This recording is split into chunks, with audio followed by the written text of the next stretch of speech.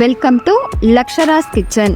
முருங்கை இலையில ஏராளமான சத்துக்கள் நிறைஞ்சிருக்கு. குறிப்பா சொல்லணும்னா இரும்பு சத்து, நார்ச்சத்து, கால்சியம் சத்து அதிக அளவுல நிறைஞ்சிருக்கு. அது மட்டும் இல்லாம கண் சம்பந்தப்பட்ட பிரச்சனைகள் ஏற்படாம தடுக்கிறதுக்கும் இந்த முருங்கை இலை ரொம்பவே பயனுள்ளதா இருக்கு. இந்த முருங்கை இலை சூப்பை செய்யறதுக்காக ஒரு கைப்பிடி அளவுக்கு முருங்கை இலையை கிளீன் பண்ணி எடுத்துக்கலாம்.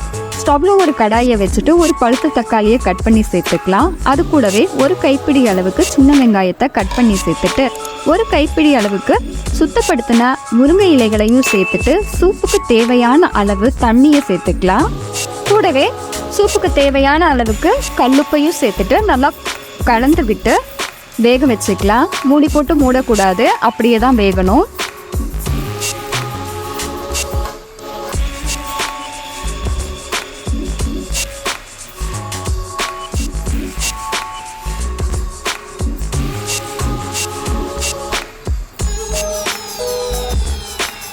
முருங்கை இலை நல்லா கலர் சேஞ்ச் ஆகி வெந்து வந்துருச்சு. இப்போ ஸ்டவ்வை ஆஃப் பண்ணிட்டு ஆற வச்சுட்டு ஒரு மிக்ஸி ஜாரில் சேர்த்துக்கலாம்.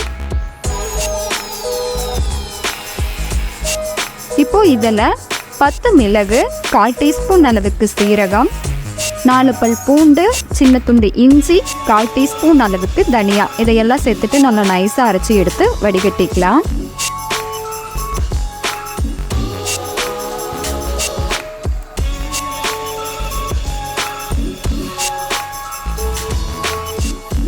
ஸ்டவ்ல ஒரு கடாயை வச்சுட்டு நம்ம வடிகட்டின முருங்கை இலை சாறை இது கூட சேர்த்துட்டு 1/4 டீஸ்பூன் அளவுக்கு மஞ்சத்தூள், 1/2 டீஸ்பூன் அளவுக்கு மிளகுத்தூளை சேர்த்துட்டு கலந்து கொடுத்து ஒரு கொதி விடுற அளவுக்கு வேக வச்சுக்கலாம்.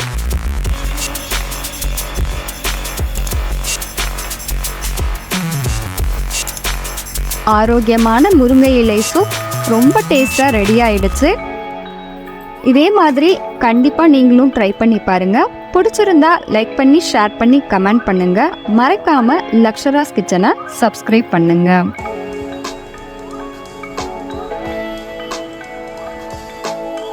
தேங்க்யூ.